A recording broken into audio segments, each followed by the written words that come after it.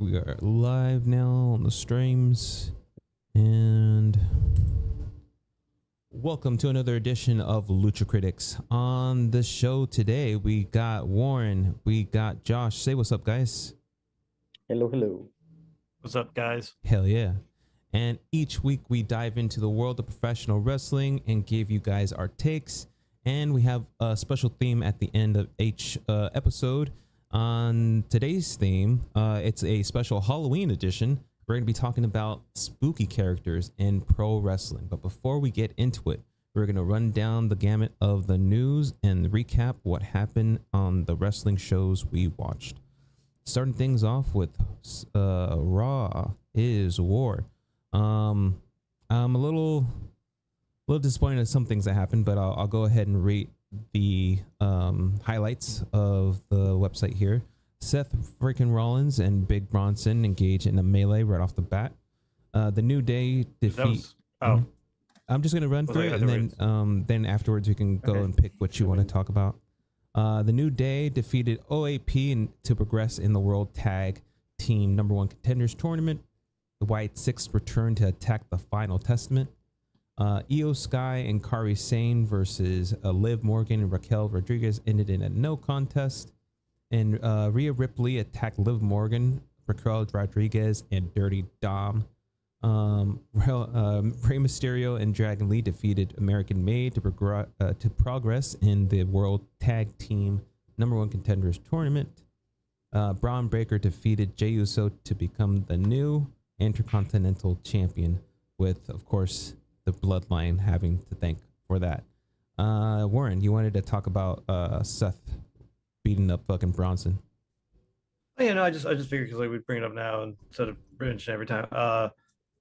They kicked it off. It was nice that they kept showing up again on Raw, like to state their case, and the other one would just beat them up, and then they'd finally get broken up, and then Adam Pearce would be like doing something, and the other one would talk to them, which we did get a match, Bronson Reed versus Seth freaking Rollins for Crown Jewel. Fuck yeah. So that should be cool. Do you know if it's going to be like a no holds barred or is just a regular match? I think it's just a regular match. I can't remember. Wasted opportunity. Oh, who knows? They may actually add a little something a little bit later. Yeah. But all right.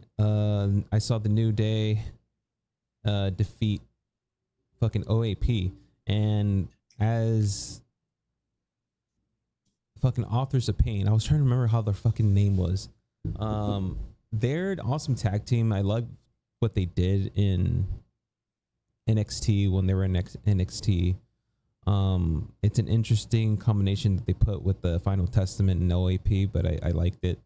It kind of didn't necessarily go anywhere, but now it's finally taking, like, there's some direction going with this team with the Final Testament.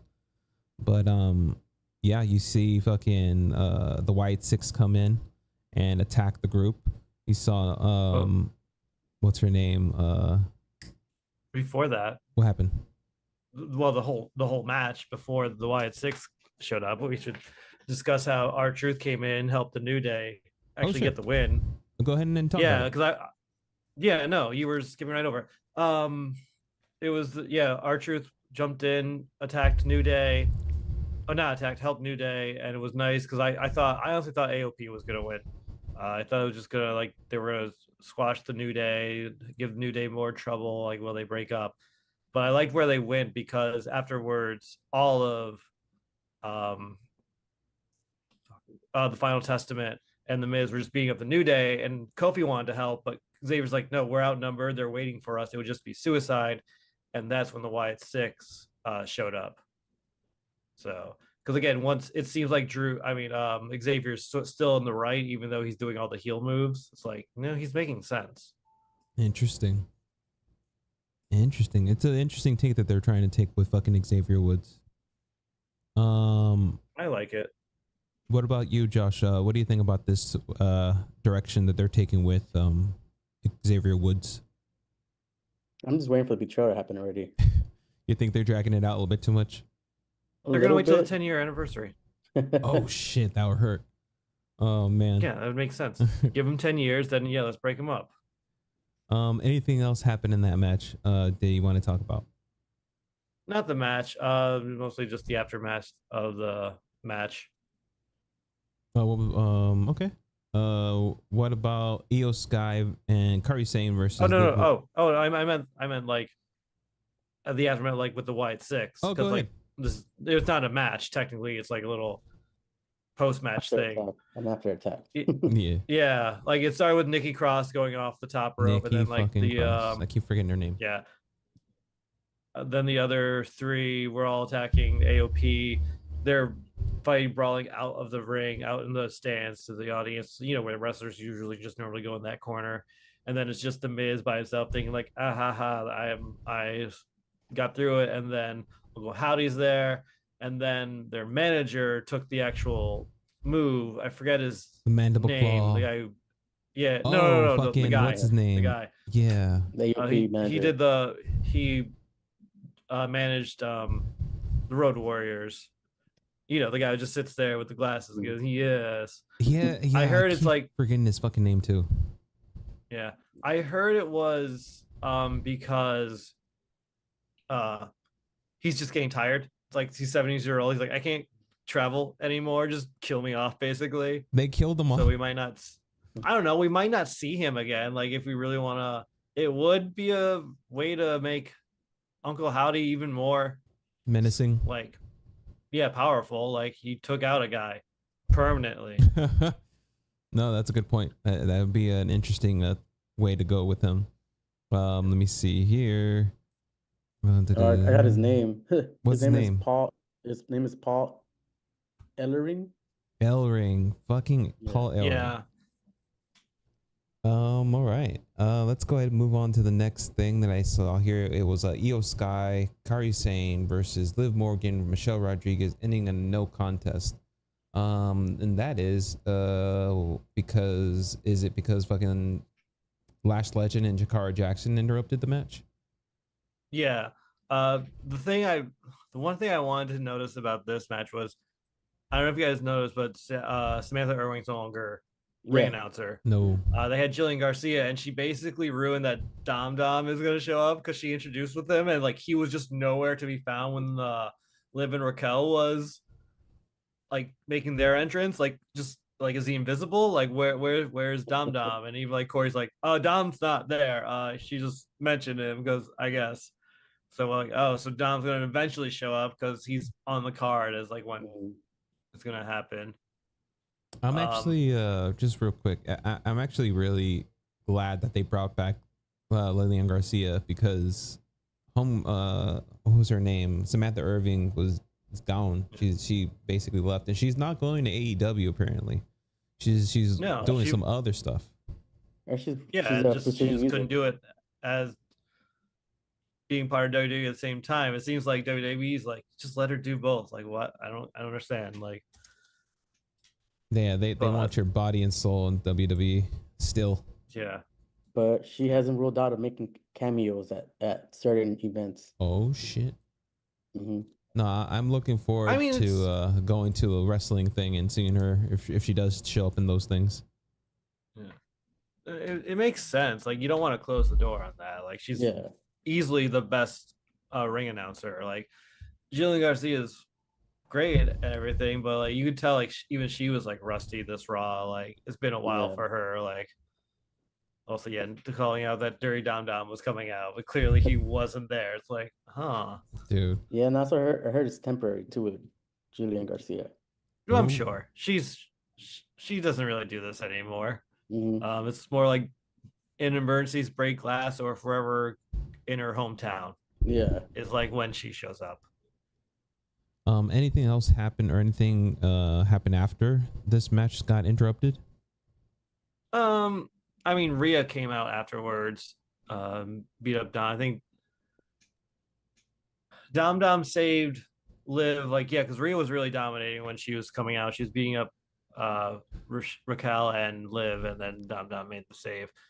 Same old. I sort of can't wait for this to end because I feel like we're just waiting for the pay-per-view. Yeah. which I don't even think, are they doing anything? Are we seeing Rhea versus Raquel at Crown Jewel, or is that? That might I happen. They don't know. probably haven't announced it. It sounds like it would make sense to do. Because they announced 36 matches. Let me look it up. Yeah, they feel like they on SmackDown they also announced a new match, which for a second I thought it wasn't going to be on Crown Jewel. They were just doing it on SmackDown before that next week, but Mm-hmm.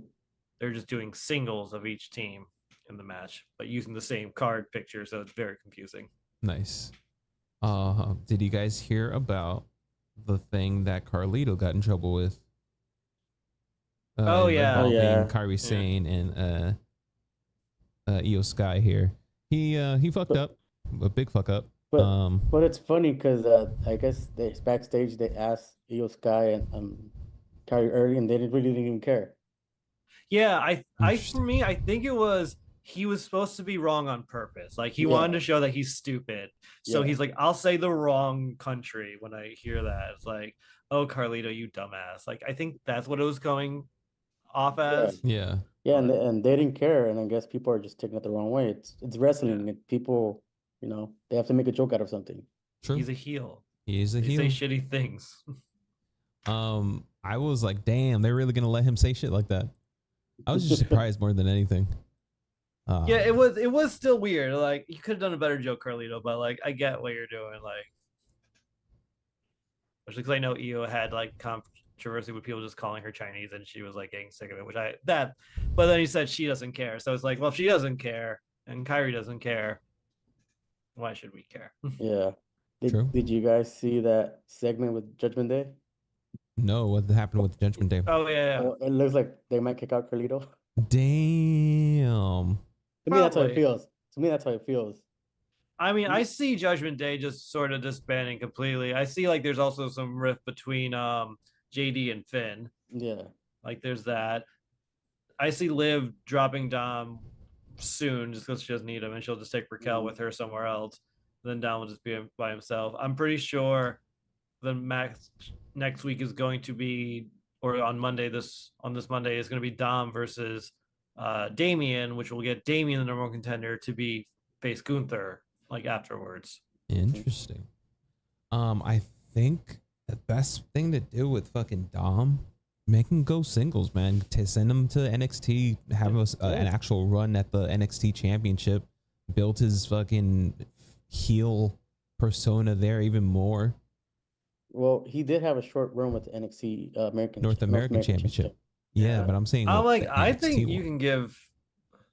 No, I think Dom would be a good United States champion. That would be interesting. Be a good heel. Send him over to SmackDown. Give him that. Yeah. He's like, I'm the United States champion. Like, have him take the title away from LA Knight. Even more heat on him. That'd be a good idea. Or bust a cruiserweight and be like Chavo overweight from cruiserweight and be champion as a heel. That'd be cool. No, that'd be cool. Yeah, yeah. Yeah, we'll see what happens with him. I hope he stays. I'm not sure if I think he may have signed already an extension in his contract, but we'll see where that goes. Let's move on to speaking of Rey Mysterio. Rey Mysterio and Dragon Lee defeated the American Made to advance in the World Tag Team Title Tournament. What can you tell me about this matchup and how it all went down? I mean, I was honestly surprised that American Made lost. I thought they were going to push them more to be like the winners, to be the heels that go on. I just assumed both heels team were going to win because like that's normally how WWE books these tag team tournaments. So it was nice seeing Ray and Dragon Lee win. I mean, I don't think they're going to win the actual tournament. I think the War Raiders are going to get it because now I guess it's a triple threat. I thought it was going to be like another match we'd get to see. So it'd be a bigger tournament, but it's just triple threat on next week's Raw or this coming up Raw.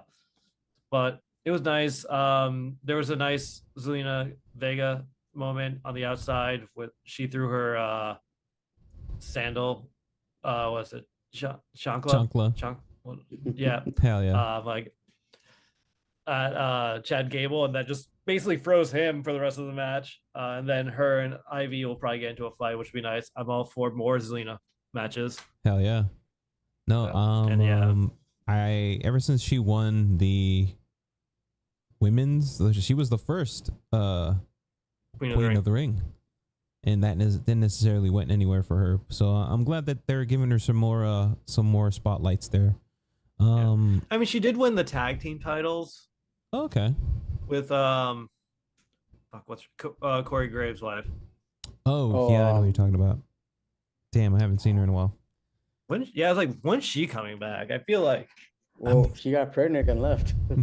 Yeah, and I from what I've seen, she's really happy as a mom. So if she doesn't want it, like, good for her. But like, I just when I started liking her character, she went away. I never liked her. And she grew on me. I wasn't really. I realized what role she was. She's more of a Chelsea Green role, where it's like, yes, she's going to be the heel that loses, but it's going to be entertaining when she's just there.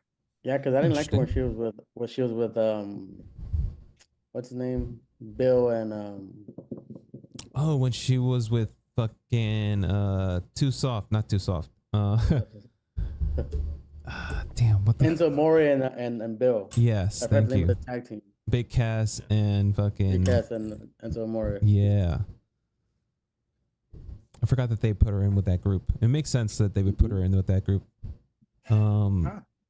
But yeah, we'll go ahead and move on to Braun Breaker defeating Jey Uso to win the Intercontinental Championship thanks to the fucking Bloodline.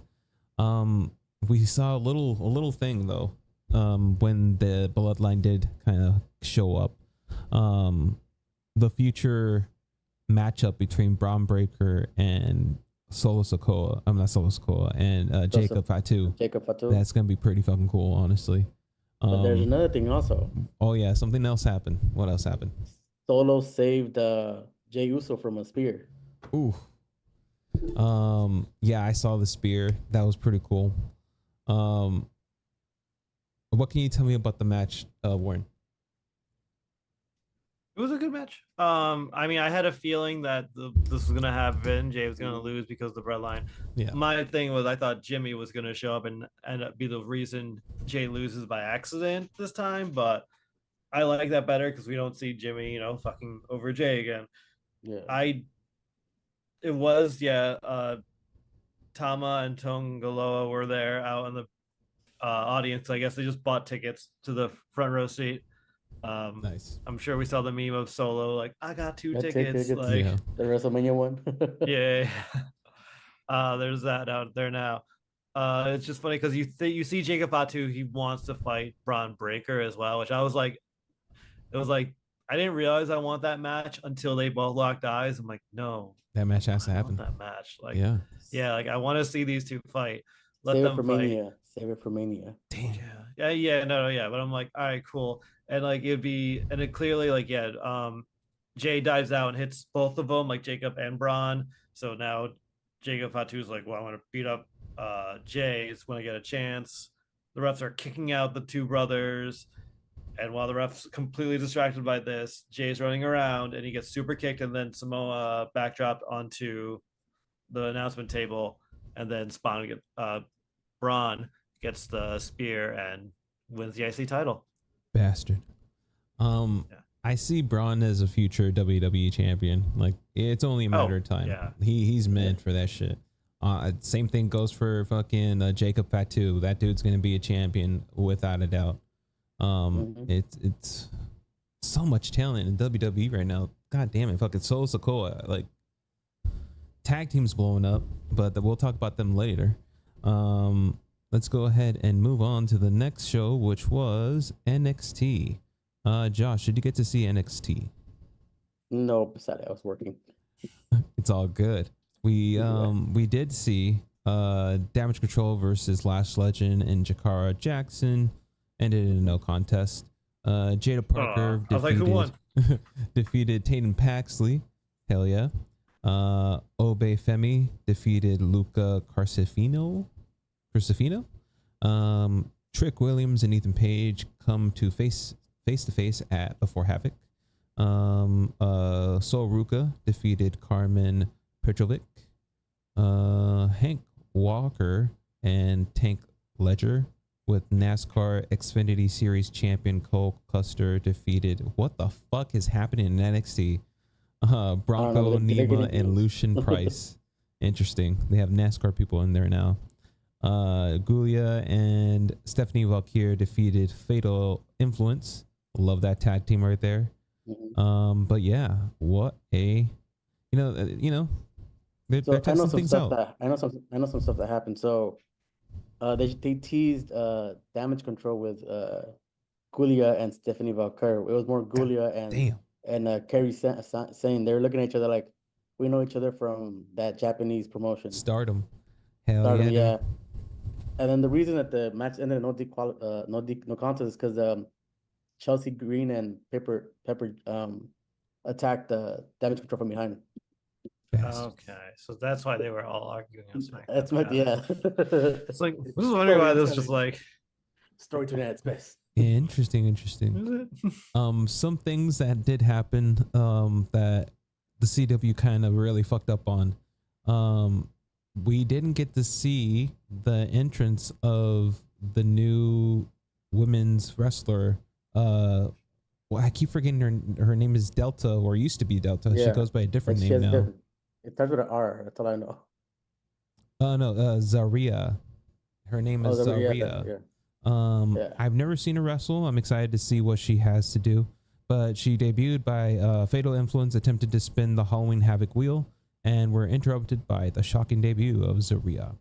But She's yeah. kind of like a Rhea Ripley type of wrestler.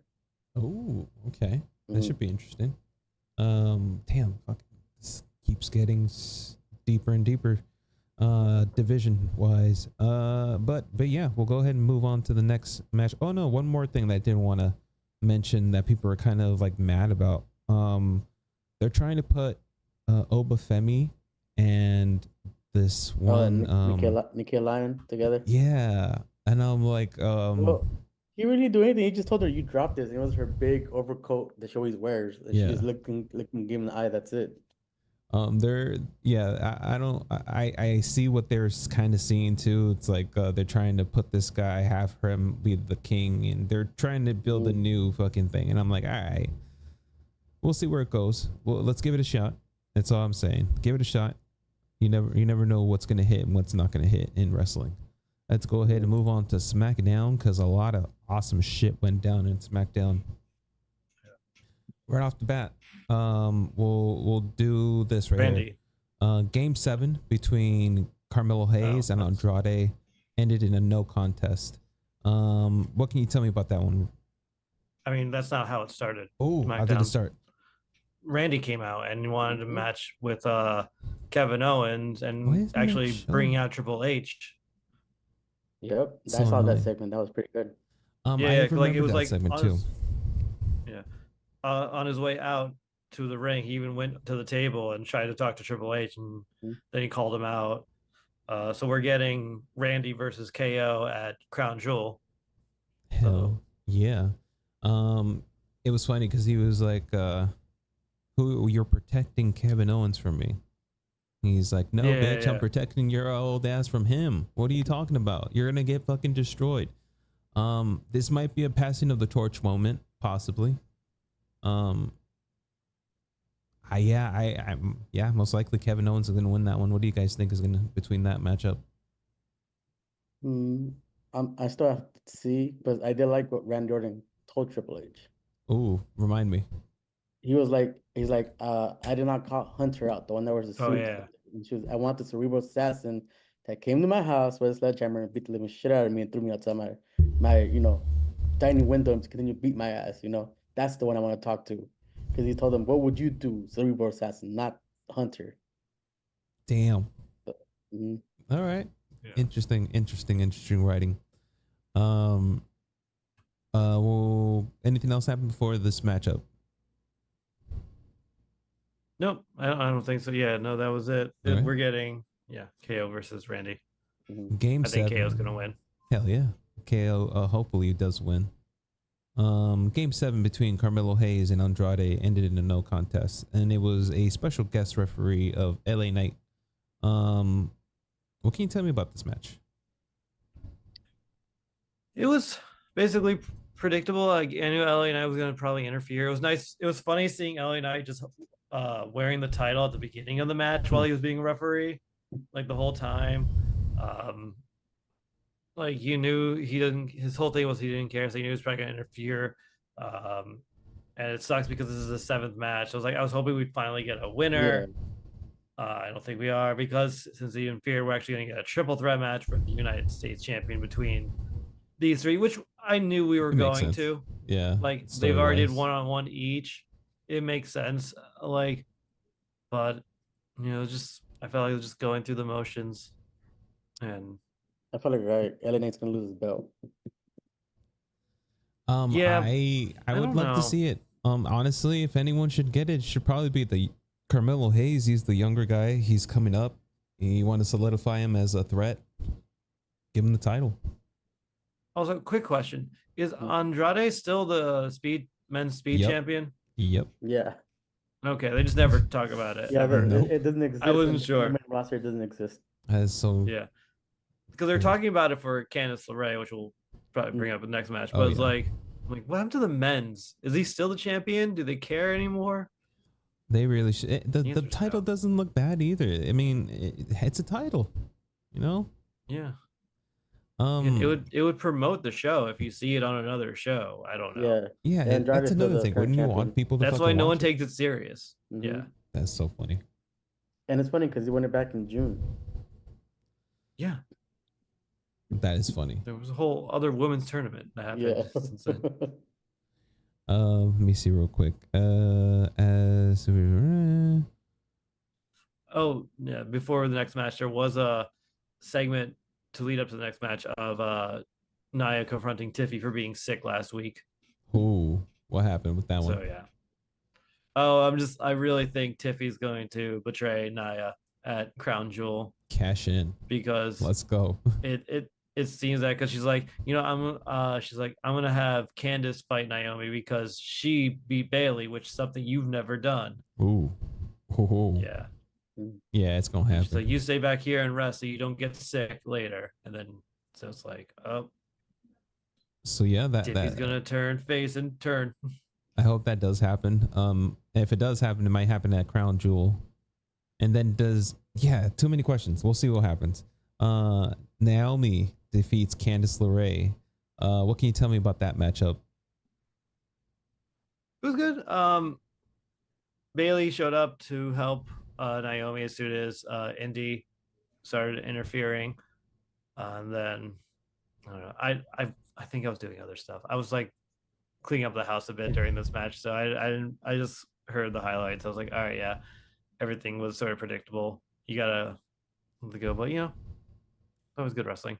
Hell yeah. Yeah, then I saw the highlights. I saw Naomi do some move on the ropes to hit Candice's face. I was like, that's pretty good. Head Scissors DDT got the win for Naomi for that matchup. We'll move on to the next matchup unless I'm missing something. It was Motor City Machine Guns defeating DIY to become #1 contenders for the WWE Tag Team Championship. I saw a little bit of this online. I think there is a segment missing, the Cody Rhodes and Gunther segment. Yes. I'm like, there's something, but I'm like, what is it? Please. It was tell me actually about pretty it. good. You want to go, Josh? I'll say what I saw. So basically, Yeah. how Cody Rhodes comes out to his music and everything. You know how he does the wall? But before it happened, Gunther's song dropped and everybody turned around and he looked and everybody was like, ooh. That's a good. That's a good one.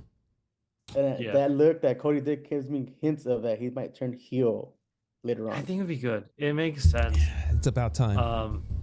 Evil Cody I think it'd be Rhodes a good and run. ROH was awesome. Let me see. But no, here. the whole dialogue between Cody and Gunther I thought was very well done. I always love watching Gunther during these matches because I don't know what he's really smiling about. I don't know if he's just so proud of like the good work he's person with, or he just loves people talking shit. Because like Cody's like, I go up to these events, I have to go. Like I was traveling, I was in Las Vegas. Where were you? He's like, I just said no. You can do that, Cody. No, I remember that exchange there. I did see that exchange on YouTube. Thankfully, you get to see some of the highlights on YouTube and like the recaps that they started to put up, which I'm very thankful for. Thank you very much, Triple H. And then, oh yeah, also Cody was the first one to strike Gunther as well. Yeah. And then Kaiser showed up, and then Randy showed up. So we're gonna get a tag team match between Randy and Cody versus Kaiser and Gunther next week. Yeah. SmackDown, because I guess they've already taped it already. Yeah. Since that makes sense. That makes sense. It would be really mean for the superstars to somehow do 9 o'clock at night and then somehow be in Saudi Arabia literally the next day. Yeah. That was back in the Vince days. We'll move on to the Motor City Machine Guns becoming #1 contenders. This matchup was pretty cool. I saw some of the highlights on the YouTube, like I said. After the match, real quick, they have a weird Motor City Machine Guns have this kind of like basic looking finisher, tag team finisher. I'm not really too like big on. Which one was it? They had a couple moves where I was like, that looks cool, but I think they both got like ones on them. Like there was one match where they like, I forget who, the one that doesn't look like the Punisher, like jumps over and like pulls the guy's neck back, and the other guy runs and then kicks him. Yeah, I thought he was just gonna snap his neck. I'm like, what? Then there was another move where they like one of them was holding Ciampa and he placed Johnny on top of Ciampa, and the other one jumped off the turnbuckle to a drop kick, and they both fell down on the face. I was like, that looks interesting and cool. They definitely have interesting moves, but the one in particular I'm talking about is Chris Sabin has the like other guy holding his head like this, and you see Alex Shelley on top of the rope jump down and land on his body on the guy that they're holding. It's basic, and that's supposed to be their tag team finisher. To me, I mean, look at the Usos, look at the Dudleys. They're just like, boom. Yeah, like the that's one it. And 3D basically. That would make us more sense for some reason. Weak moves on tag teams, I feel, is okay. It happens. It's the idea is like at the end of the match, everyone's tired anyway, so you can do a better like that type of easy move to get the finish. I like the logic. Like, plus like when he's holding him, it's like putting strain on his neck, and he's dropping his full body on him to kind of knock him out for 3 seconds, basically. All right. I see it. Good. And also, that's good points. Yeah, they'll grow on. There was, there was a moment also I thought DIY was sort of when, even though I knew like from the get go, the Motor City Machine Guns. I kept wanting to say Machine Gun Kelly, and I know that's completely wrong and dishonorable for them. Motor City Machine Guns. I knew they were going to win this tag team tournament from like them coming in. And it is nice finally to see them in action, but I had a feeling like maybe DIY does it, because like Ciampa was, I feel like, playing a little dirty, like especially near the end of the match. Like, he was getting very aggressive. Where I was like, are we gonna see a heel turn with Ciampa soon? Like he was playing to win. Split from DIY. Yeah. No, bring Johnny with them. Let's have an evil Johnny as well. Let him join his wife as well. At the end of the match, you see Johnny Gargano's face of frustration. Yeah. Ooh. Oh, I mean, I'm sure they want to win. You can't blame them. No, I would like that. I would like to see that, a fucking heel DIY. That'd be really cool. After the matchup, the Bloodline music hits, and they're like, "Oh, you ain't shit. You know what? You think you're so bad? You think you're so fucking good? We'll do this match right now. You get the tag team champion. You're gonna get that shot right now." So guess what? I keep forgetting his name. Nick Aldis comes out, and he's like, "They just wrestled the match. That's not fair." And they're like, "No, fuck it. We're gonna stand on business. We're gonna win. We're gonna run the shit." So they do it. They end up wrestling I want to keep calling them God, but they don't have that. Tama Tonga and Tongaloa to become the new tag team champions, the WWE tag team champions. Fuck yeah. Awesome thing to see. But yeah, exactly. Some things happened for them to win the championship. Some masked up individuals showed up and super kicked the fuck out of certain people. And then was it fucking so Roman was Reigns Jimmy also first. showed up. So it was Jimmy first. Then he got his ass beat. Roman Reigns came out. They went to the back to Well, fight. Jimmy was winning for a little bit, but then Yeah. he eventually got. But I think it was funny. Roman always takes his time. Yep. Jimmy's getting beat up, but Roman's like, I thought like, oh, he's gonna show up in the audience as well. Like, nope. Then he just casually walks out. Like, oh no, it's just Roman It's being like that Roman. meme. I don't even seen that meme when Jeff Hardy comes out. You're getting Yeah. dancing the whole time. Matt's getting beat up in the ring, just like dancing. Yeah, that shit was so funny in fucking AEW. Yes, but yeah, then what's it? Jacob. Yeah, Jacob had to rush Roman. Roman super punched him, and while Solo and Jimmy were fighting, and Bosa, vice versa, the ref distracted. Another person in a hoodie showed up, which I thought was Jay and Jimmy just in the opposite ends of the crowd the whole time, not realize they're doing the same plan. Like Jay was like, huh. I was about to do that in like 2 minutes. Deja vu. But yeah, Jay comes out, costs the Tonga twins there. They're not twins, brothers, just Tonga brothers. The titles. And then we got new champions. We have new champions, well deserved. And then the brothers hugged and it then out. We got the reunion we've been all waiting for. The Usos are back. Maybe the OG bloodline is back. We don't know yet. Yeah. Well, yeah, Time will tell. It closes down with Roman looking at them. Yeah. At the ring. Yeah. And it seems like Jay hasn't forgiven Roman yet. No, I don't so. think They're so. still clearly, like it's not like a full reunion, which I like. I thought it was like pretty shot well. I'll give them that. With, like Roman just all the way down there, and the twins in the ring. We'll find out next week. Yeah. No, I honestly Don't say feel anything. Jay just be like, I'll help you out for this Survivor Series War Games thing, but I don't trust you type of thing. Like, don't have him like come back to the original bloodline. Oh yeah. But just be like, for this one time, I'll help you type of shit. Be like enemy of my enemy is my friend. Yeah. But for him to like come back and fully trust Roman, it wouldn't make sense story-wise to me. Mm-mm. Yeah, no, and also you can keep Jay. Yeah, you can keep Jay on Raw. Like you don't need to bring him back. Said you can bring Sammy back for this one-time thing. We have Survivor Series, War Games style, Bloodline versus Bloodline, and then Jay can maybe go back to going for the IC title, or hell, give him the World Championship. Yeah. No, I'd love to see that. Crazy things. But that is all for the WWE. Let's move on. Before we move on real quick, what's up? Just want to say that Motor City Machine Guns is one tag team that has one tag team in every promotion they've ever been on. Yeah, dude, they have 3 matches in their titles. Illustrious fucking rich. Who is their agent?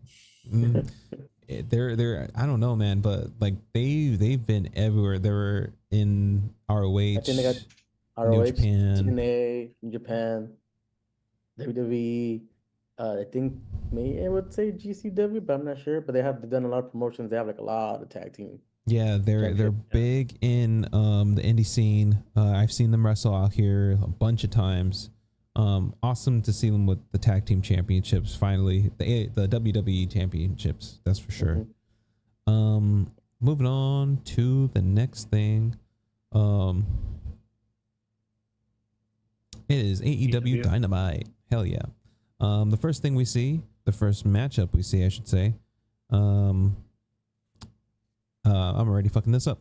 We open up the show with Tony Schiavone talking to Hangman Adam Page, and he's out here talking mad shit, saying, I'm glad that I nearly took Juice Robertson's life, and I knocked Austin Gunn's head so hard that he hasn't come back, and I don't even know if he's going to even come back, and I doubt that he remembers his own brother's name.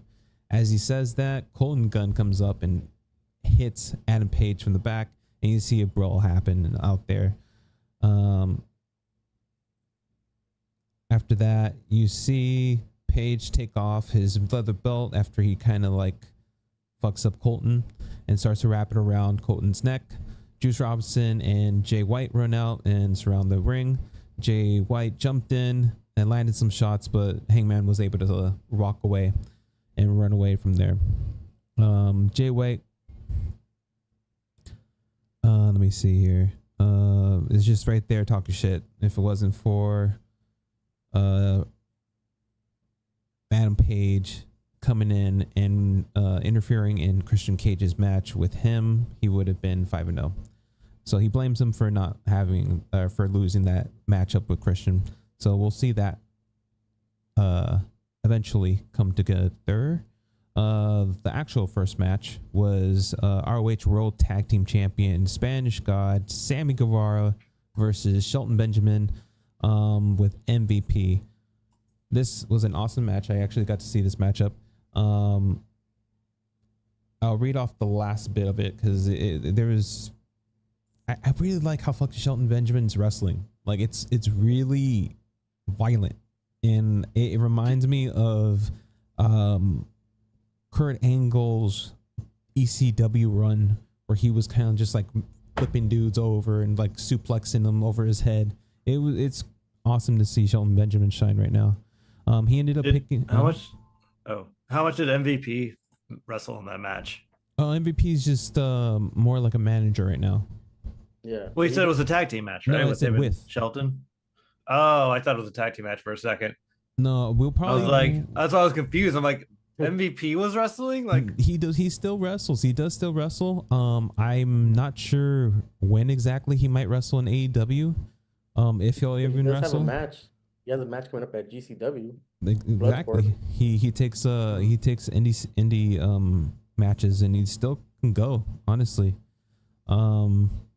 So yeah, back in the ring, Sammy connected with the cutter, but Benjamin kicked out with a 1 count. Sammy jumped off the turnbuckle, but Benjamin cracked Sammy with a thrust kick.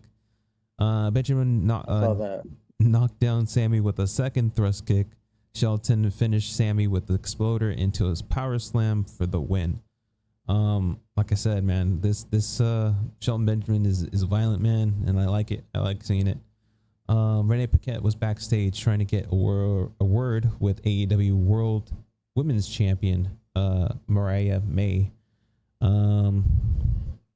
She's out here talking shit about Anna Jay. Anna Jay was able to pick up a win against her at I want to say Battle of the Belts. So now she has a number one contender or an actual championship match against her this Saturday at Collision. So this is basically setting all that up again.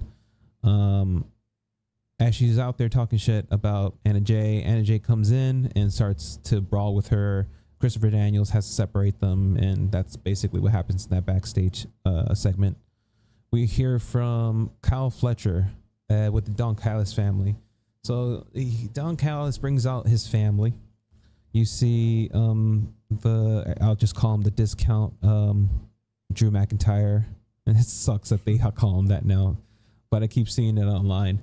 Lance Archer, Brian Cage, Takeshita wasn't there today, but like I said, we hear from Kyle Fletcher, and he basically says that he's done living in the shadow of Will Ospreay, that he's better than Will Ospreay, and that he's nothing like Will Ospreay.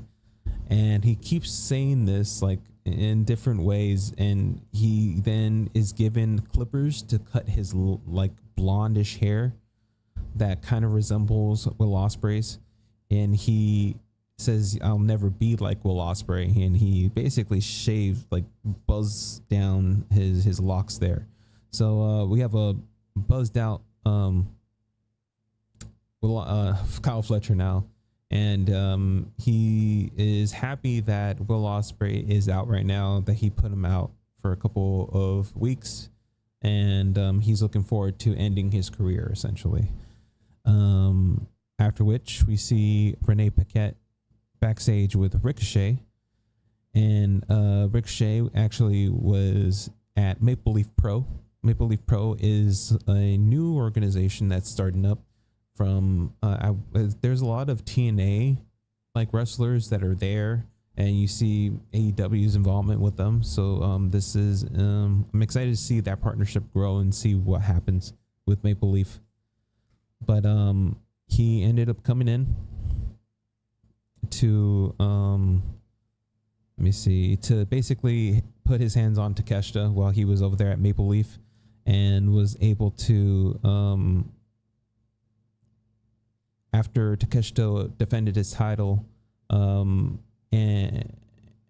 who the fuck is his name? I'm trying to remember his name. The guy who he was defending his title with, but he's Josh Alexander. He's from TNA. He ended up defeating Josh Alexander, and as Takeshita was in there, basically about to be some more, you see Ricochet come out and get the save.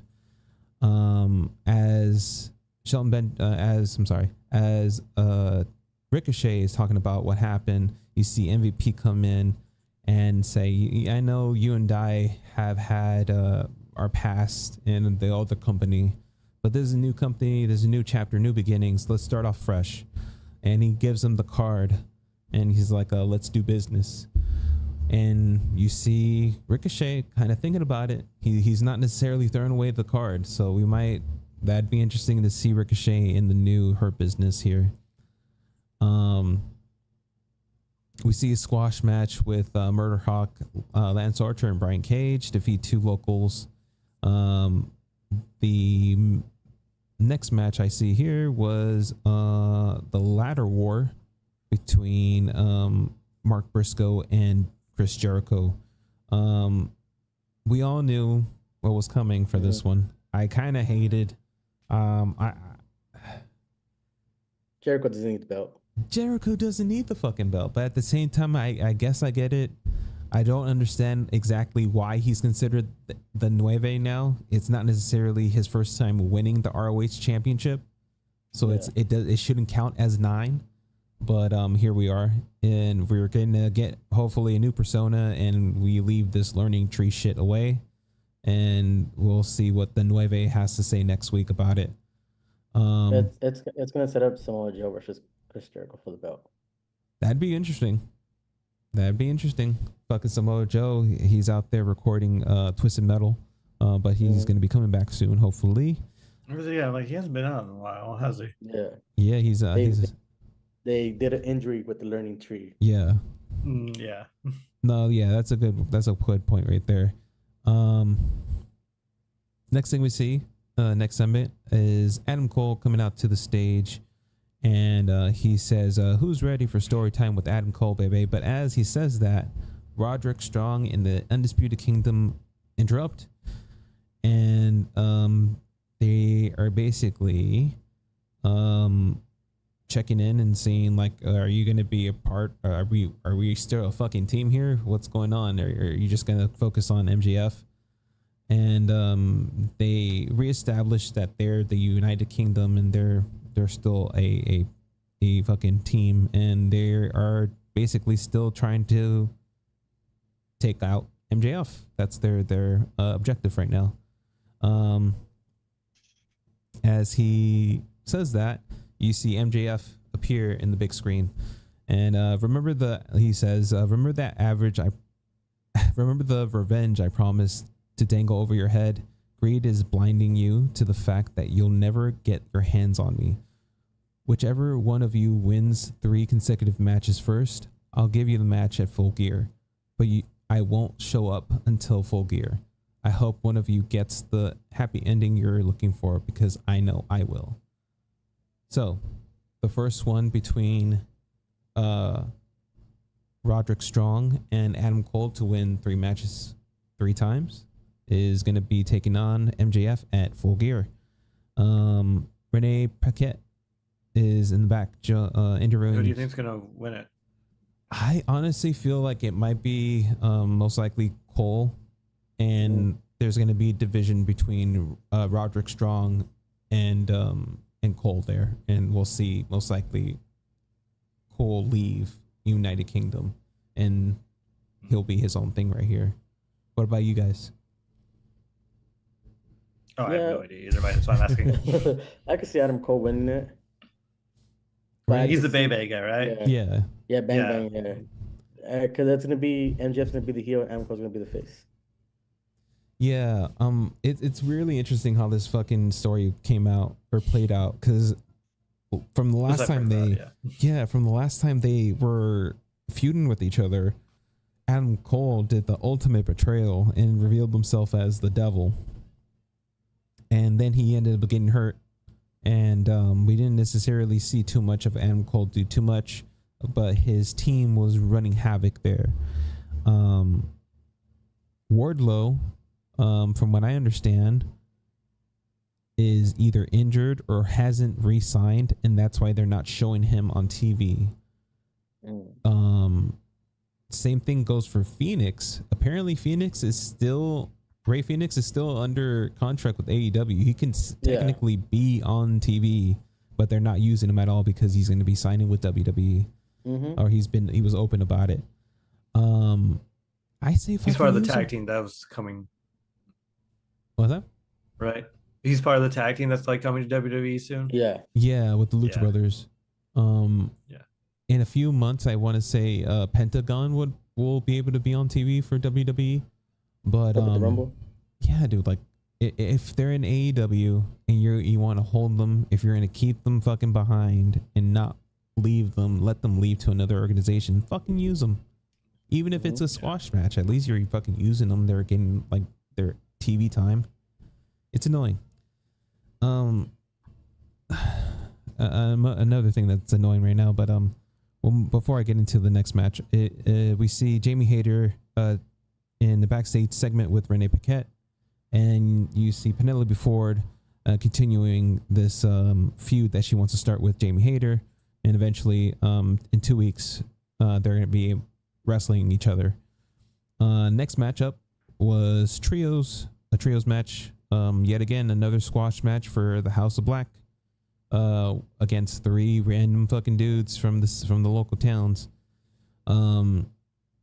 After the match that we all knew that the House of Black was going to win. You hear Buddy Matthews call out Adam Cole, baby. And after the match, you see Renee Paquette asking Adam Cole what he thinks, and you see the United Kingdom behind him. And he's like, you know what? I'm going to ask him right now. Since we were talking, he's coming in my way. I'm going to go ask him. So they follow him with the camera, and he's face to face with Buddy Matthews. And he's like, what's the issue here? And he's like, I'm just trying to prove one point. Cole says, what's the point? He walks away and he says that you're fragile. Pretty cool.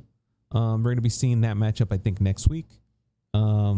Excited to see that Adam Cole versus Buddy Matthews. I don't think that even happened in the WWE. So that should be an interesting matchup.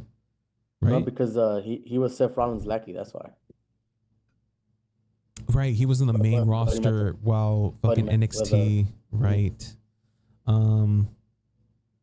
We saw the next matchup was Queen Aminata versus the Brick House Camille. Let me see here. It was, I believe, Mercedes shook her head, finisher, drove Aminata, pinned. Yeah, Camille won that one. That sucks. I didn't get to see this matchup.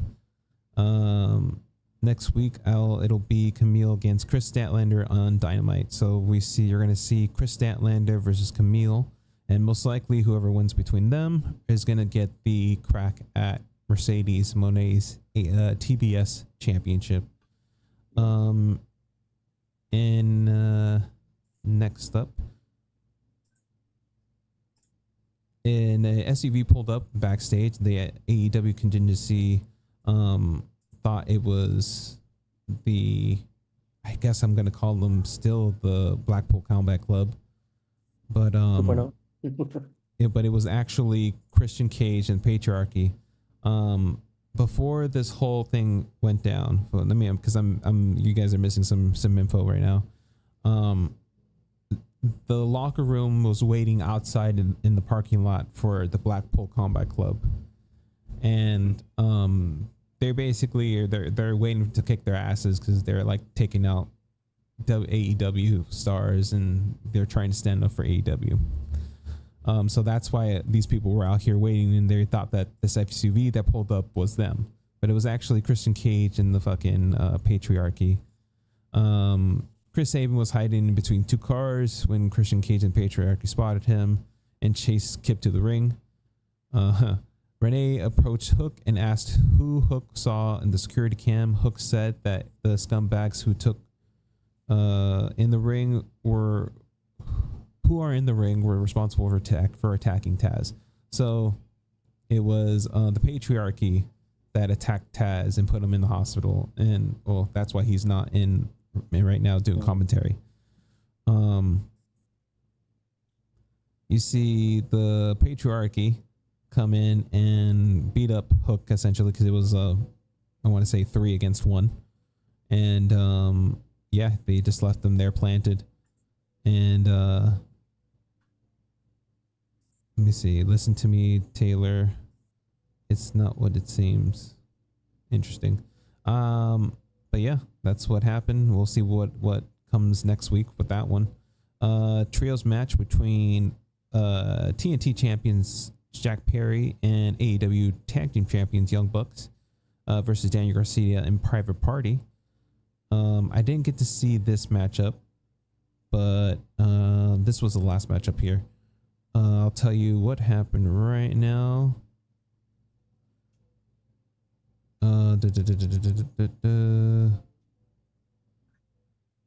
I know. Hold on.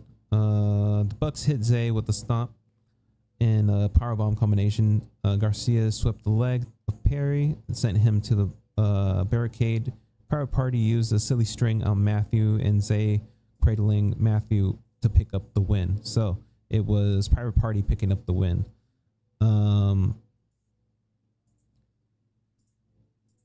Zay, Young Bucks, I think we proved tonight that we've got your number. We want a rematch for the AEW Tag Team Championships. Young Bucks, I have an offer that you guys will not turn down. If you guys use a match for those Tag Team Championships and we lose, Private Party splits up for good. Matthew and Nicholas Jackson like it, so they're going to take that matchup. And let's see, say no more. Next week, Private Party versus Young Bucks. If we lose, Private Party is done forever. That happens. Marina Shafir pulled up in a truck outside the arena. AEW's locker room looked baffled, wondering where the rest of the crew was at. Claudio Castagnoli, Wheeler Yuta ambushed Private Party and Daniel Garcia in the ring, whacking them with wheelchairs. Fuck. It was a diversion, essentially. Moxley grabbed Chuck Taylor and threw Chuck into the ring. Claudio and Wheeler stomped on Chuck. They wrapped a chair around Chuck's head and stomped on it.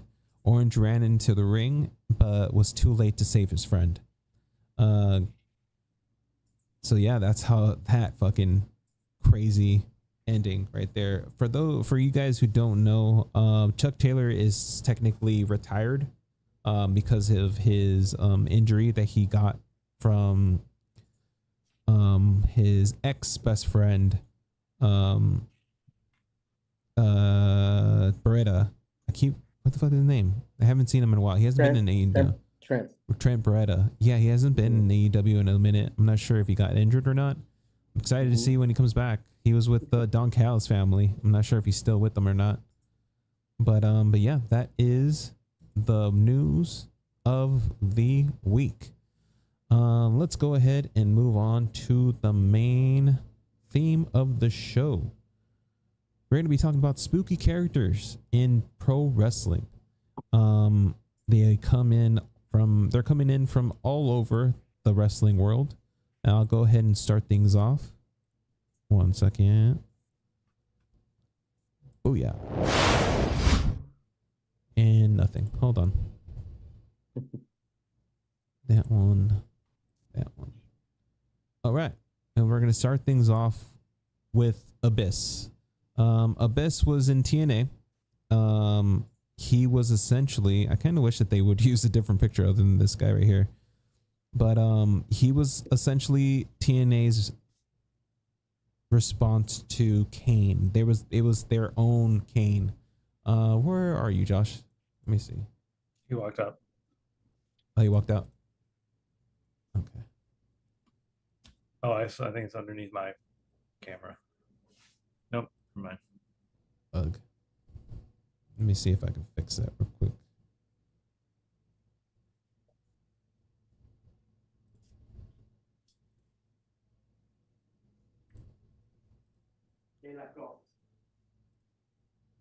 There you are. Nope.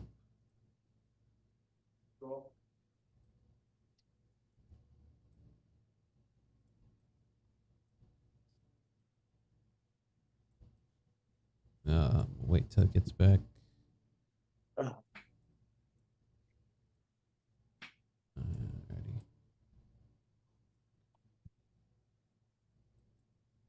Okay. So yeah, he was in TNA. He was basically TNA's version of Kane. He was in a bunch of hardcore matches called the Monsters Ball. He had wars with Sting, fucking Bully Ray, Mick Foley when he was in TNA and when he was still doing crazy matches. Towards the end of his career, honestly, he did more crazier stuff in TNA. He had wars with Samoa Joe. Was in the Monsters Ball.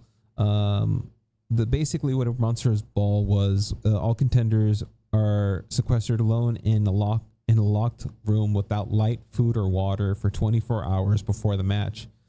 And the stipulation is intended to induce extreme feelings of aggression in the competitors.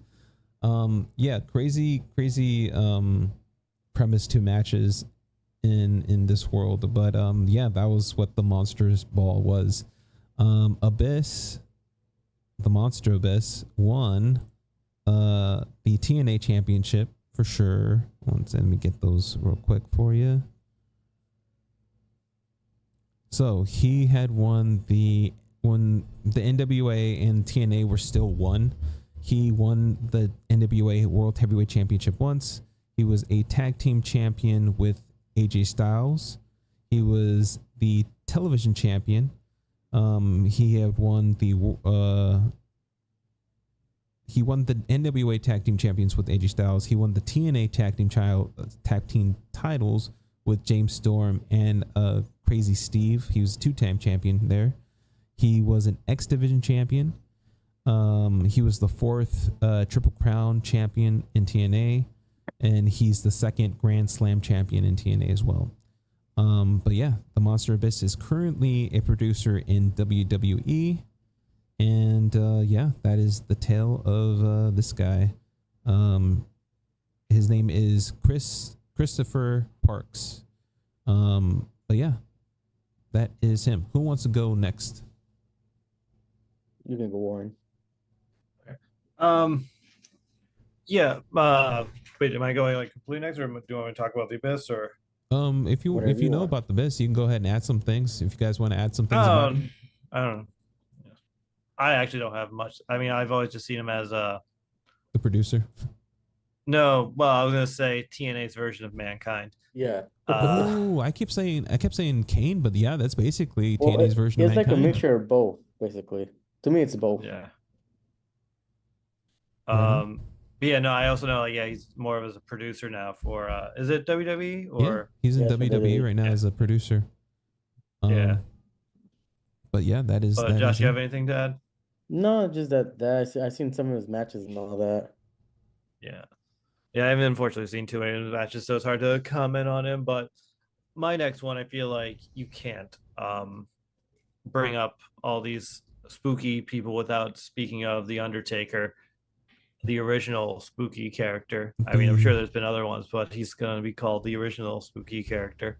I will agree. He was and still is the spooky character. Honestly. But yeah, go ahead and introduce him. Tell us about The Undertaker for those who don't know who The Undertaker is. Did he debut on Survivor Series? Yeah, Survivor Series. Okay, he did as well. Yeah, so we got a debut of Survivor Series. Paul Bearer, the whole Earn thing. That's like the beginning of his career. Then, from what I know, mostly as the Minister of Darkness, the whole Saiyan thing. You could also argue the Kid Rock thing was pretty scary with the motorcycles, but for different reasons. Yeah. And even like coming out near the end of the career, going back to the old school style mixture of the original and his Ministry of Darkness look with the fires and the hoods. He's always had the creepy matches. He's always had the like caskets, buried alive, hell in the cell, Hell yeah. ambulance matches too. I'll just throw that in. But So, quick question to you guys. What do you guys prefer, his last ride finisher or his tombstone pile driver finisher? They're both iconic, but which one? Like, which one's better to Tombstone.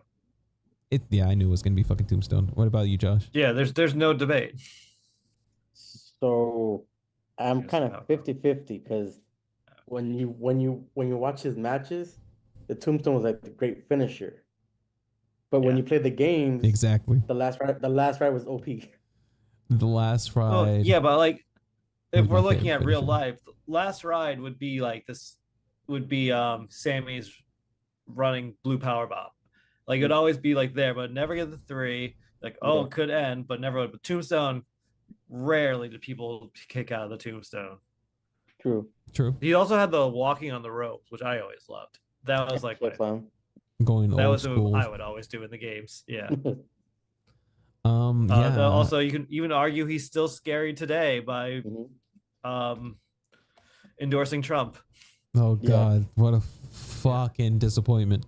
Yeah, both Kane and Undertaker did the true. They went full heel, truly, Yeah. and endorsed Donald Trump recently.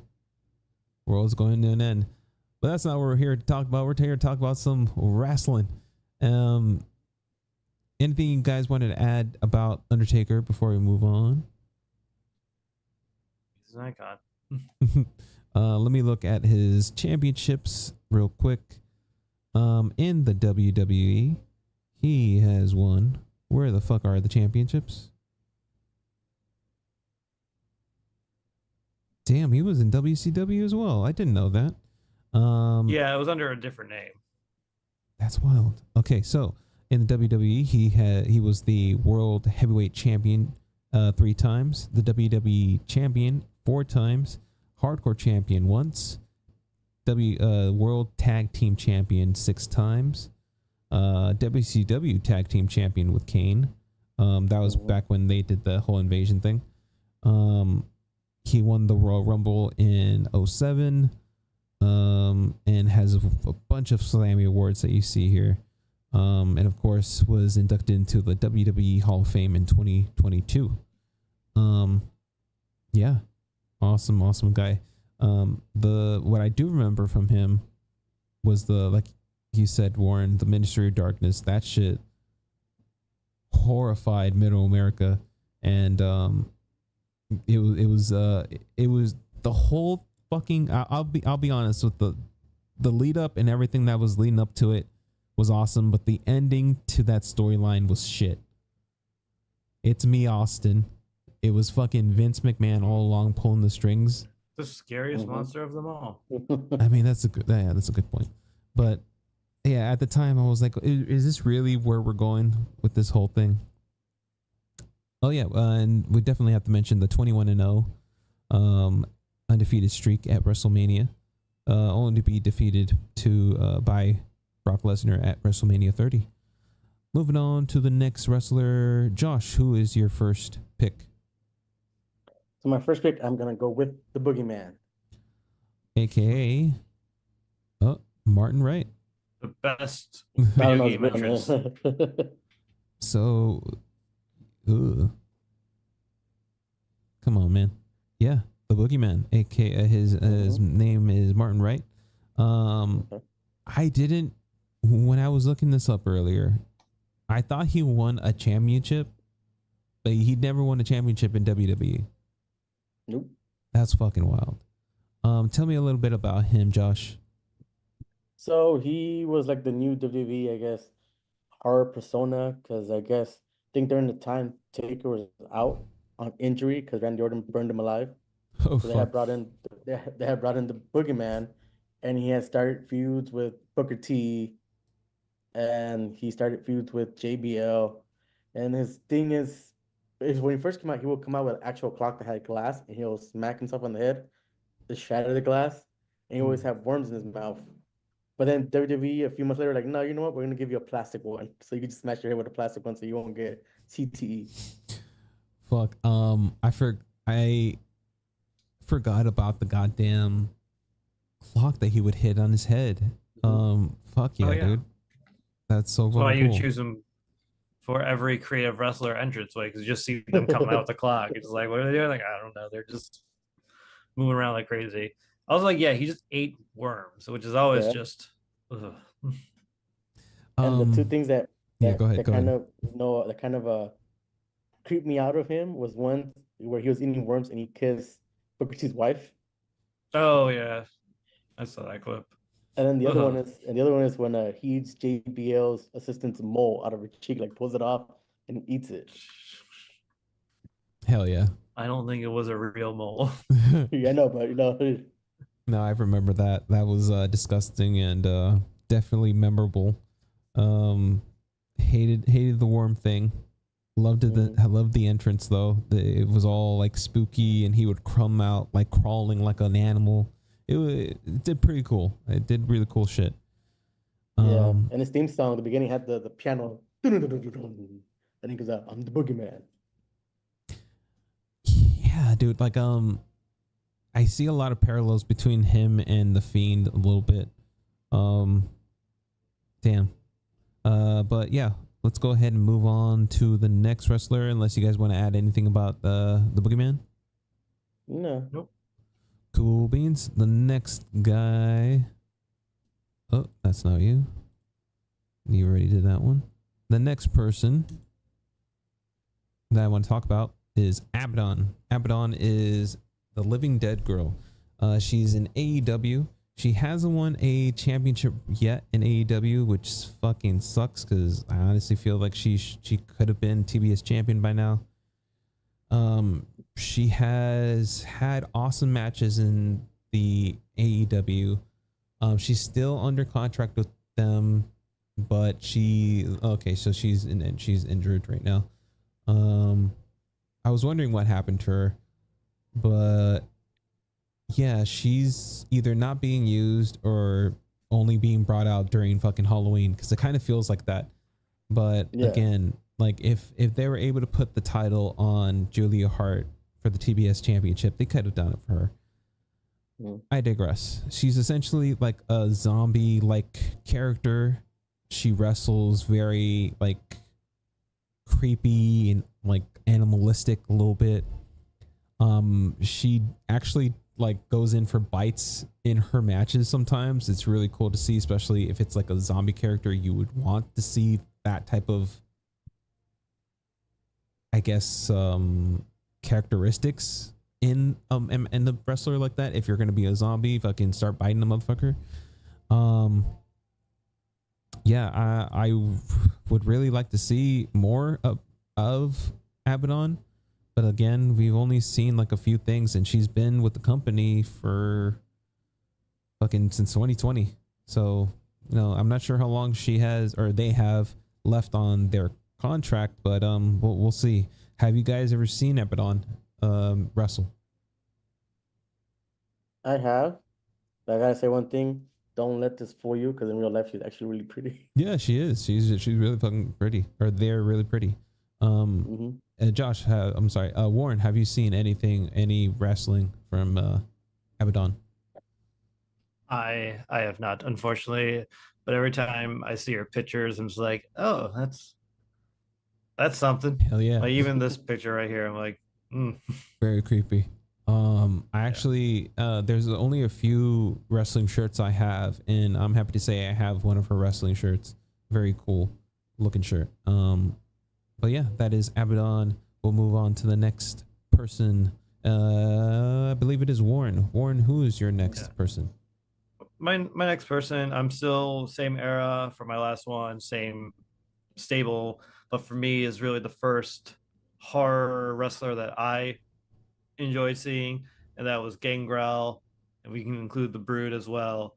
But like the guy was just a vampire. He would rise from a fire pit, spit out blood, legit have vampire teeth. Like he got a surgery to actually have it. Hell yeah. And like I remember weekly just always waiting for like who's gonna get the bloodbath? Who's gonna get the bloodbath this week?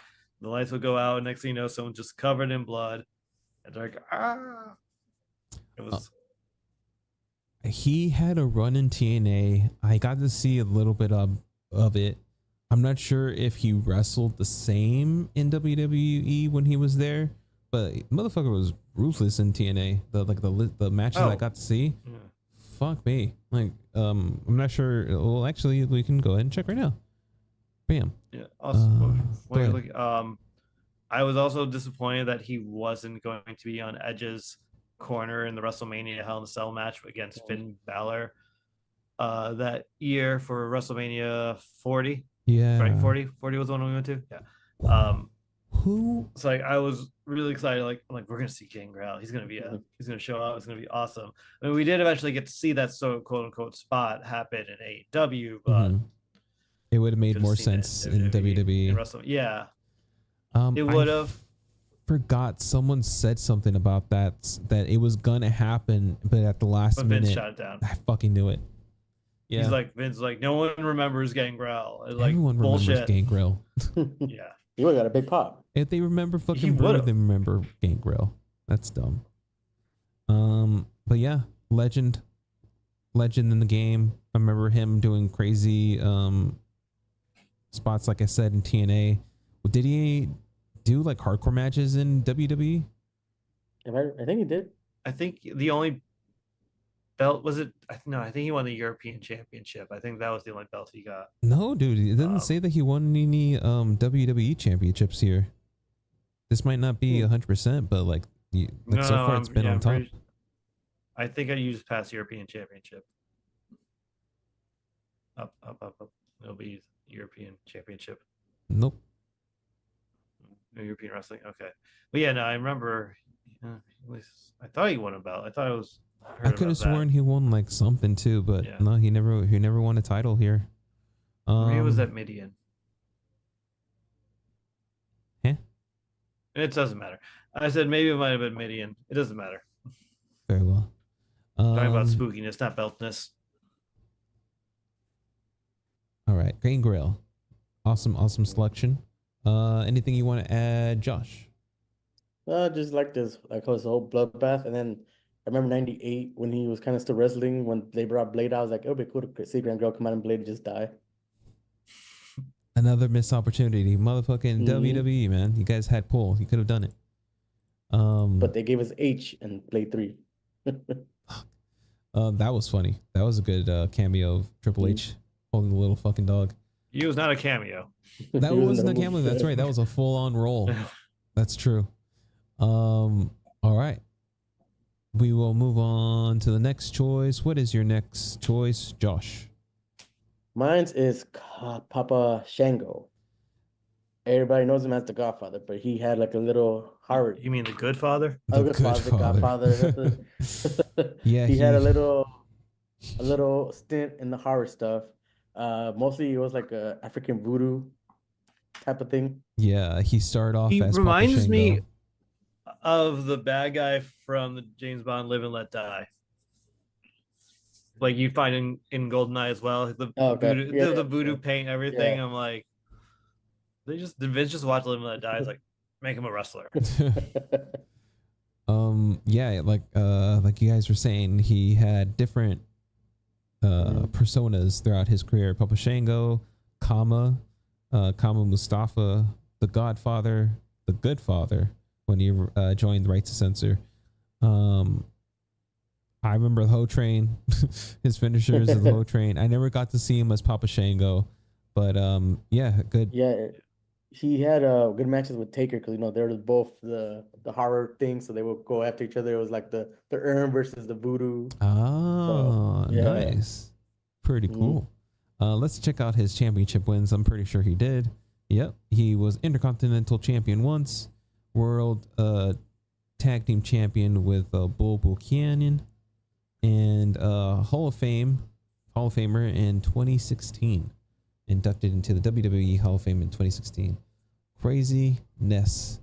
Yeah, Yeah, good shit, good shit. Moving on to the next thing, unless you guys want to add anything else about Papa Shango, aka the Good and Godfather.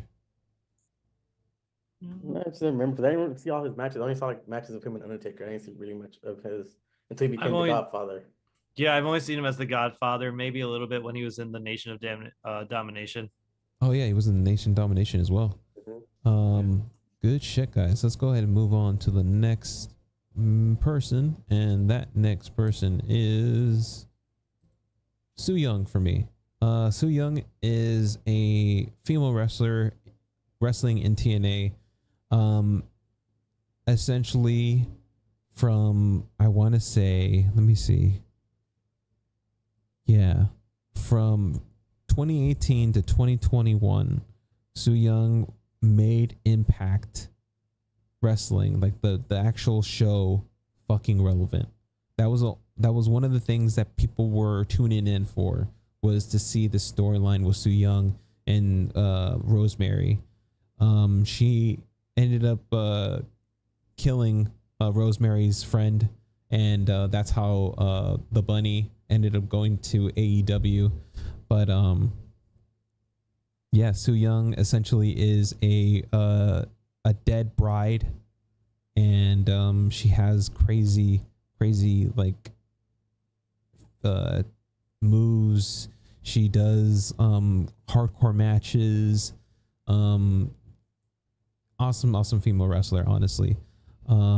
She has won the Knockouts Championship twice. Another person who I kind of hope they involve in TNA, or not in TNA, but in WWE, if she's even still in TNA. I don't necessarily see her there. Man, she had some pretty bad things happen to her in personal life. We won't talk about that though. But yeah, I hope she, if she does decide to ever come back to wrestling, she comes back, because she did a lot of awesome shit as Su Yung, the dead bride. But yeah, did you guys ever get to see Su Yung, or have you heard of Su Yung before? Nope. No, I haven't, but she looks creepy. She's definitely creepy. She's kayfabe killed people in the ring, with her otherworldly powers. So she has this power to basically transport you into her realm. And they've done like cinematic matches in her realm. Like I said, like not many people have done that with TNA, that they would actually invest money to do this type of like matches. And it was awesome to see her get that shine there. But yeah, that's Su Yung. That is my final pick of the round here. We'll move on to the next person, which is Warren. Who is your last person? The last person is more of a group, current group of the Wyatt Sick, which also I feel like includes Bray Wyatt / The Fiend, because they're all interconnected. Like, first of all, we got, even before The Fiend, we got the, what was this group called before The Fiend? The Wyatt family? Wyatt family, yeah, like just that simple. The Wyatt family was like a creepy vibe that I wasn't even watching wrestling, and like I was always interested in their matches.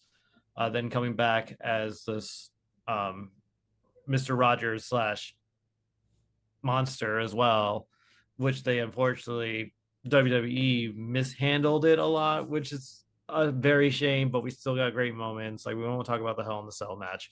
I liked what they did with Alexa Bliss as well, turning her evil. And then now recently, due to his untiming passing, I'm sure he would have been involved in this. So I still want to just keep him in it, because I feel like he would have been there. Obviously, it's dedicated to him, but the whole Wyatt Six, their whole intro, the whole basically murdering everyone on staff for their first debut, the slow build, even if I look at individual members, Nikki Cross has a great eerie stare that she was hitting at. Dexter Loomis has that weird knee crawl. So she was also like a psycho killer before this, just hunting down. like, it's always, and like just the turning off the lights quickly. You just know what's coming, and everyone's excited, and then the whole ding, ding. No, I enjoyed their debut. I love the direction they've gone in so far. Definitely excited to see what's developing with them and the Final Testament. I'm excited to see another chapter to them because I was kind of getting tired of Chad Gable's thing. But yeah, anything you want to add, Josh? Just that well, like you said, like the Fiend Wyatt, Bray Wyatt, he had good matches too when he was with the Yeah. Wyatt family, like his feud with John Cena and how he brought it back to the Firehouse. They had that one match at WrestleMania, which was really good. Not the first I one, but saw the that second too. one. But the Yeah, second one, yeah. yeah, And then to me, also like when he faced Taker and lost, but then later down the road, Taker, I think it was at Raw, told yeah. It him was like an something. anniversary Yeah, he told or him something something like that. something in the ear, kind of like to pass the torch, but like we said, Yeah. is untimely passing. But I just found out that Bray Wyatt handpicked chose the whole Wyatt Sticks family. Oh Damn. yeah. Yeah. It was definitely seeded way before. Like you saw Nikki Mm-hmm. go like zoning out beforehand, and like it just sucked that his death happened because I'm sure we would have seen this group like a year before Yeah. um they actually debuted. Damn. Yeah. Let's go ahead and definitely talk about the career of Bray Wyatt real quick. And championships that he won. He was one-time WWE championship with that awesome fucking Fiend themed championship. He was a tag team champion with Matt Hardy. He was a tag team champion with Randy Orton and Luke Harper. Interesting. And a two-time Universal Champion. Yeah. Wait a minute. Was the Universal Champion the Fiend Universal The Championship? Fiend one, yeah. I think yeah, the Fuck Universal yeah. The Championship was. WWE one is when he beat AJ Styles, John Cena, and everybody in the men's chamber.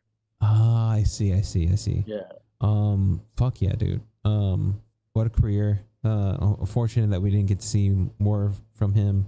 Yeah. Definitely up there wrestling with the Yeah, greats. because like also this same WrestleMania, it was, I'm pretty sure it was supposed to be him and Bobby Lashley, Damn. Yeah. But which then that they would have got- been a nice match. I was yeah. like, I remember like I'm gonna get night 2, it's gonna be great, Yeah. and then like I got Shane McMahon. We got Shane McMahon blowing out his Never letting fucking it go. quads. My guy. Yeah. And then you can also say that Bray Wyatt was murdered by Randy Orton when he set him on fire. yeah, that shit was fucking Yeah, wild. that too. But then there's also like, yeah, his last match was the lights out match with Yeah, LA with Knight. Knight. Where we saw the debut of Uncle Coyote coming down with Yes. the botched elbow. Yeah. Crazy. It was dark, all right. Yeah, it was dark. Mhm. You know, it was the pitch dark Mountain Dew special. But yeah, man, he came in as Husky Harris, was a part of the Nexus 2.0 with fucking CM Punk as the leader. Mhm. Man, what a unfortunate thing. Definitely rest in peace. Fucking win him.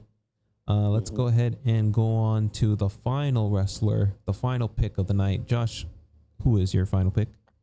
Well, you kind of hit on her when you were talking about Sue. Su Young? What's her name? Sue Young. It's Rosemary. Fucking And Rosemary.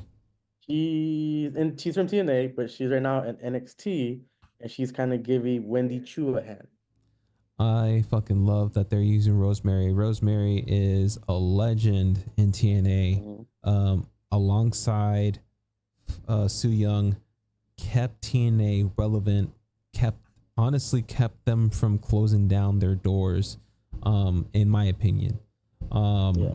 But yeah, she's a one-time TNA Knockouts champion, 3-time Knockouts tag team champion. Crazy things. She's wrestled in almost every organization out there. Shimmer, hasn't done AEW. But yeah, man. Yeah, the Undead Realm is the Su Young's realm, is what I was talking about. But yeah, let me look for her tag team or her championship wins here. in TNA. I guess they don't have it down here. There they are. No, hold on, sorry. Yeah. So yeah, she's a 4-time tag team champion, 3 times with Jessica Havoc, and once with Taya Valkyrie when she was still with TNA. Anything else you'd want to tell us about Rosemary? She's like, well, to me, she looks like the Evil Dead incarnate of Rhea Ripley. Yeah, that's a good. She's like, it's hard to like put her in a category if she's like undead. It's more like she's just fucking spooky, weird. Mm-hmm. Yeah. One thing that I do know about her, and I believe it was in AAA or in TNA, but AAA and TNA have a partnership from time to time where they give each other different wrestlers and they have them wrestle in their organization for a while. When Rosemary was at AAA, I want to believe it was a battle royal. There is a female wrestler known by Sexy Star ended up purposely breaking Rosemary's arm, and I believe Cody Rhodes was on the same card, and he basically like blackballed her, made sure that she was blackballed from every organization in the United States because of what she did to Rosemary. But yeah, dude, that's one of the things I do know that's happened to her. That was unfortunate. But outside of that, she's done crazy violent matches in TNA. Has been in the Monsters Ball too with Su Yung. Definitely loving the shine that she's getting right now, because she definitely deserves it. Anything you guys wanted to add before we end the show? I'm just saying, it looks like if Rhea Ripley wasn't a Insane Clown Posse. Yes. Remember? I see it. Hell yeah. Big ups to her. Let's go ahead and go back to this. And like I said, I think I could see her face off with that new woman that's coming to NXT. Delta, or not Delta, Saraya. Saraya, yeah.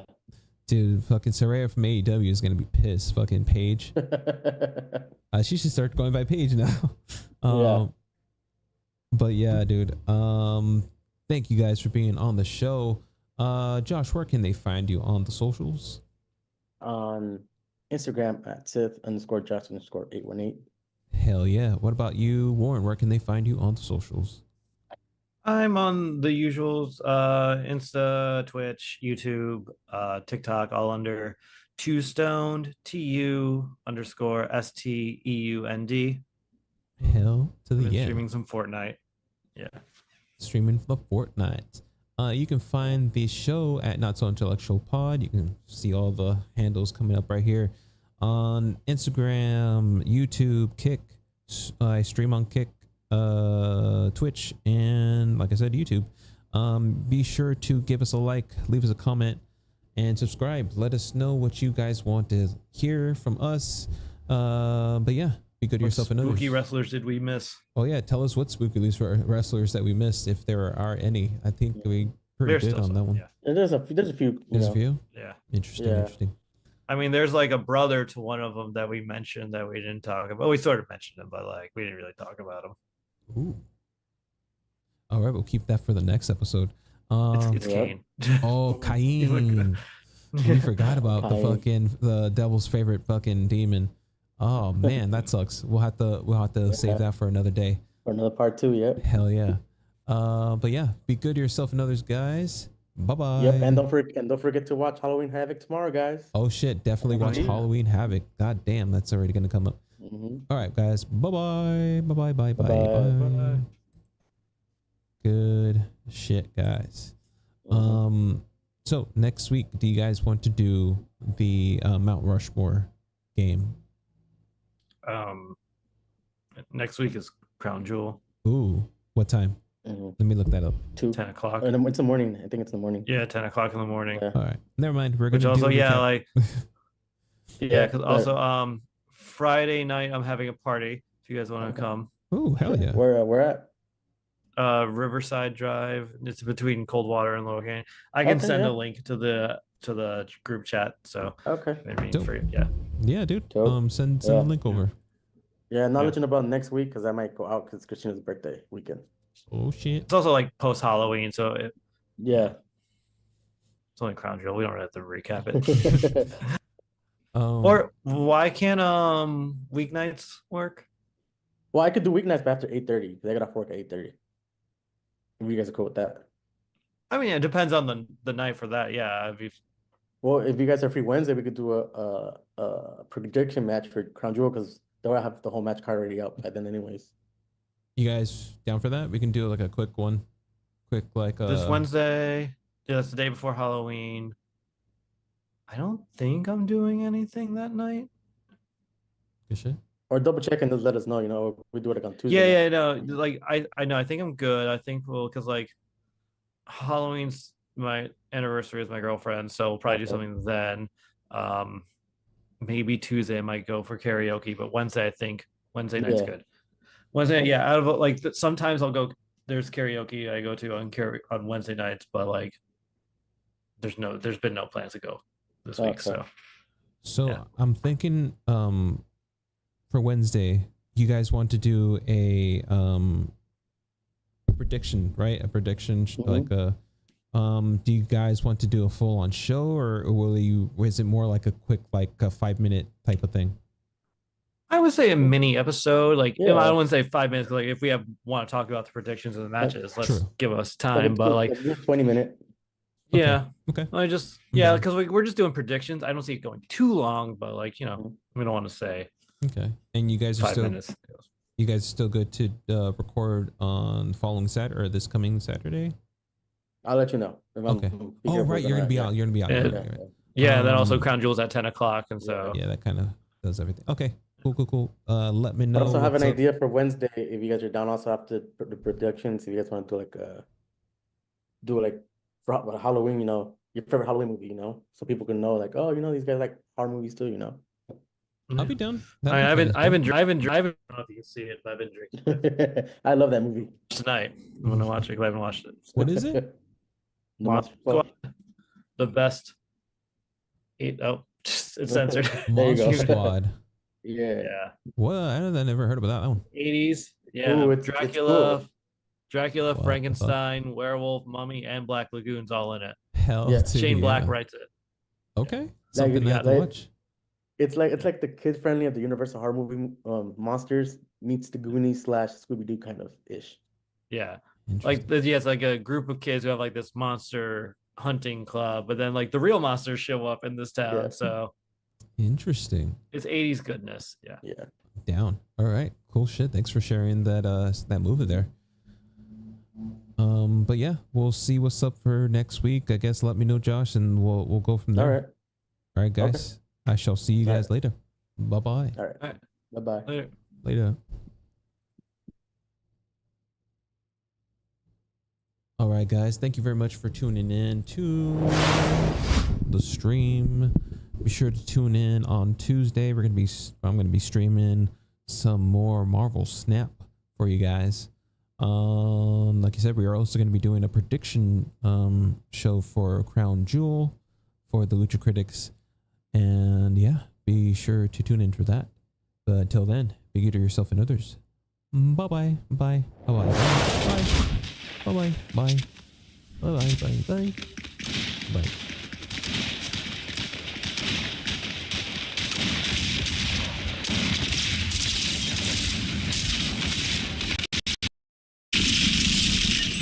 Bye.